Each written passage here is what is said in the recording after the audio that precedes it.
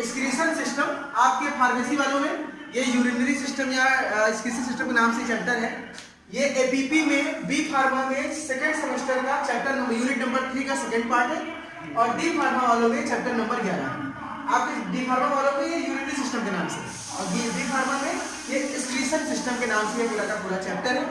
Discuss करते हैं। सबसे पहले हम जानते हैं what is the meaning of excretion. अभी मैंने आपको 2-3 दिन पहले आपको पढ़ाया था डाइजेशन। आपको याद होगा उस डाइजेशन में लास्ट स्टेप जो था वो एक्सक्रीशन था। इंजेक्शन, डाइजेशन, एब्जॉर्प्शन, एसिमिलेशन और एक्सक्रीशन। एक्सक्रीशन का मतलब ये होता है कुछ भी खराब चीजों को बाहर निकालना, वेस्ट चीजों को बाहर निकालना, दिस इज कॉल्ड एक्सक्रीशन। अब स्टार्ट करते हैं, थोड़ा सा हम एक ओवरव्यू लेते हैं कि एक्सक्रीशन होता क्या है। डाइजेशन, हम खाना खाते हैं, हम जो भी शरीर में खाना खाते हैं, आप कोई भी चीज जानते होंगे, कोई भी ऐसी मशीन नहीं है जिसमें आप कुछ भी डालिए और कुछ वेस्ट ना निकले। 100% एनर्जी। आप डालेंगे जनरेटर में तेल, धुआं निकलेगा, बाइक में डालेंगे तेल तो धुआं निकलेगा, है ना। तो आप किसी दुकान, समोसा वोसा दुकान बनाइए उसमें वेस्ट कुछ कचरा निकलेगा। तो कोई भी आप फल लीजिए उसका छिलका निकलेगा, है ना।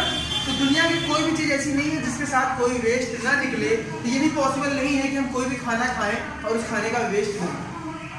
तो उसी तरह जब हम खाना खाते हैं, डाइजेशन करते हैं, तो उस खाने से 3 चीजें वेस्ट निकलती हैं। एक नाइट्रोजनस वेस्ट होता है। नाइट्रोजनस वेस्ट का मतलब ऐसा वेस्ट जिसमें नाइट्रोजन उपस्थित है। और नाइट्रोजन उपस्थित मतलब जैसे कि हम प्रोटीन खाते हैं, अमीनो एसिड होता है, उसमें क्या होता है, नाइट्रोजन होते हैं।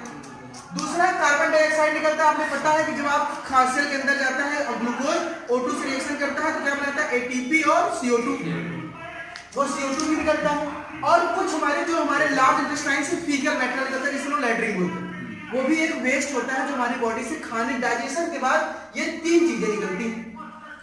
अब जो नाइट्रोजनस वेस्ट है, इसके बाहर निकलने के 2 रास्ते हैं। एक ये पसीने के द्वारा स्किन से निकलता है। कुछ नाइट्रोजनस वेस्ट, अगर आप पसीना कभी मुंह में टेस्ट किए होंगे तो खारा खारा लगता है। आप बिलीव मानिए वैसा ही यूरिन का भी टेस्ट होता है, कभी करिएगा नहीं लेकिन होता है वैसे, है ना। स्किन जो होता है वो उससे स्वेट निकलता है और किडनी से यूरिन निकलता है। ये दोनों सेम चीज है, सेम कंपोजिशन है, बस रूट अलग अलग है। और ये क्या है, नाइट्रोजनस वेस्ट। और इन दोनों की मात्रा, जो जितना भी नाइट्रोजनस वेस्ट हमारे बॉडी में पर डे बनता है, वो इन्हीं 2 रास्तों से शरीर से बाहर निकलता है। ठंडियों में जब स्वेटिंग कम होती है यूरिन बढ़ जाता है ना। और गर्मियों में जब स्वेटिंग ज्यादा होती है यूरिन की मात्रा क्या हो जाती है, घट जाती है। आपने खुद ऑब्जर्व किया होगा अपनी लाइफ में, क्योंकि देखो बनना पर डे एक ही मात्रा में, जो नाइट्रोजनस वेस्ट है ये बनना एक ही मात्रा में पर डे। तो गर्मियों में बहुत ज्यादा हमारा जो वेस्ट है वो पसीने के रूप में बाहर निकल जाता है, इसलिए यूरिन की मात्रा कम हो जाती है गर्मियों में। लेकिन ठंडियों में क्योंकि पसीना बिल्कुल नहीं निकल पाता है, इसलिए हमारा पूरा का पूरा यूरिन किससे निकलता है, यूरिन के रूप में निकलता है किडनी से। ये सिंपल सा फंडामेंटल है किडनी के द्वारा। उसके बाद जो CO2 होता है वो लंग से बाहर निकलता है। यार आप सांस बाहर छोड़ते हैं, एक्सपायरेशन करते हैं, तो जो CO2 होता है वो लंग से बाहर निकलता है। और जो फीकल मैटर होता है वो लार्ज इंटेस्टाइन में बनता है। क्यों मैंने बताया था कि जब फूड का पूरा वाटर एब्जॉर्ब कर लेता है तो जो फीकल मैटर बनता है वो एनस के द्वारा शरीर से बाहर जाता है। तो एक्सक्रीशन सिस्टम है क्या, मतलब क्या है, it is the process, it is the biological process through which the nitrogenous waste, carbon dioxide and other faecal matter the removal of from the body.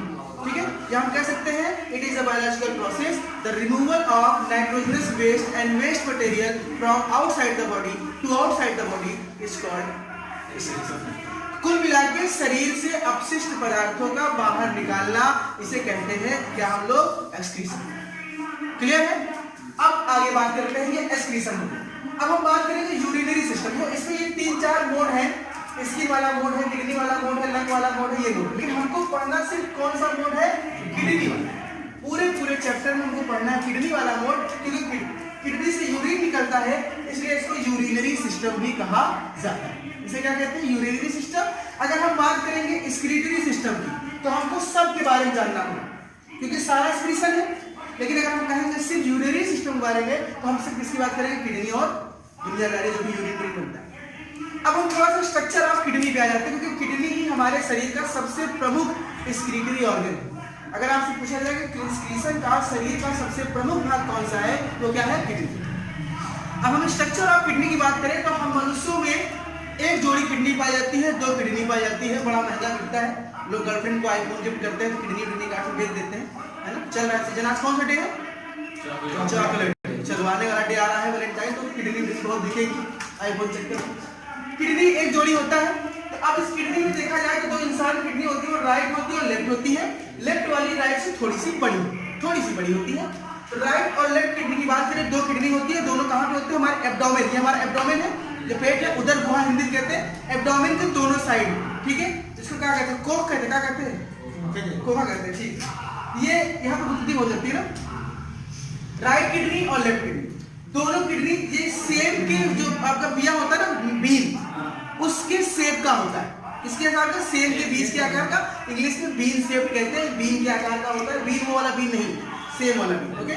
Been के आकार का होता है। ये दोनों जो किडनी है, राइट और लेफ्ट किडनी, इनसे एक पतली सी पाइप निकलती है दोनों से, जिसे यूरेटर कहते हैं। क्या बोलते हैं? यूरेटर। यूरेटर क्या है? किडनी से निकलने वाली एक पतली सी पाइप है, जिसे यूरेटर कहते हैं। यूरेटर दोनों आगे मिलते कहाँ? यूरिनरी ब्लैडर में। ये एक थैला, ये क्या है? थैला है, यूरिनरी ब्लैडर, और ये निकलता है यूरेथ्रा। ये नीचे वाला जहाँ से खुलता है उस ओपनिंग को क्या बोलते हैं? यूरेटर। अब देखो, ये हमारे जो 2 मोटे हैं, ये ब्लड वेसल है। तो देखो, हमारे किडनी में जो ब्लड है भाई, पूरे शरीर में जो पहुंचाने के बाद जो ब्लड है वो किडनी करता है, और किडनी में जाके साफ होता है, सब फिल्टर होता है, अपना सारा वेस्ट किडनी में छोड़ देता है, और ब्लड प्यूरिफाई होकर बाहर निकल जाता है। इन्हीं के द्वारा ब्लड आता है और इन्हीं के द्वारा ब्लड जाता है, और सारा वेस्ट इसके अंदर छोड़ के चला। यानी ब्लड यहाँ से घुसा, ब्लड यहाँ से निकला, ब्लड यहाँ से घुसा, ब्लड यहाँ से निकला, यहाँ से घुसा अशुद्ध ब्लड, यहाँ से निकला शुद्ध ब्लड, और सारा कचरा किसके पास दे दिया? किडनी।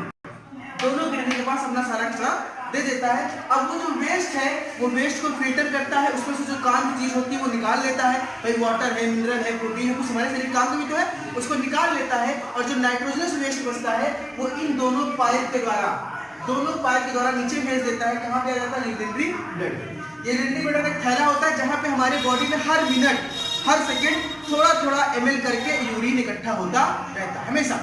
और जब इसकी मात्रा थोड़ी सी बढ़ जाती है तो हमको ऑटोमेटिक सिग्नल मिलता है टॉयलेट होने करने की, और फिर हम लोग जाते हैं इसको यूरेथ्रा के द्वारा शरीर से बाहर। तो हमारे पूरे किडनी की अगर हम बात करें स्ट्रक्चर में, तो क्या इंपॉर्टेंट है?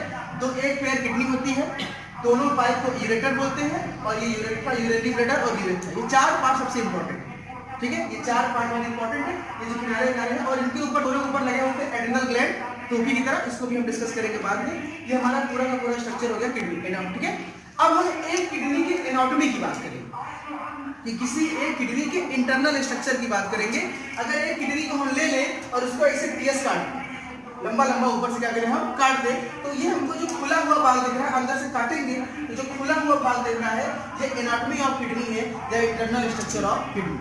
हम देखेंगे कि इस पूरे किडनी के स्ट्रक्चर में ये जो पाइप निकली है, इस पाइप को हाइलम कहते हैं। क्या बोलते हैं? हाइलम।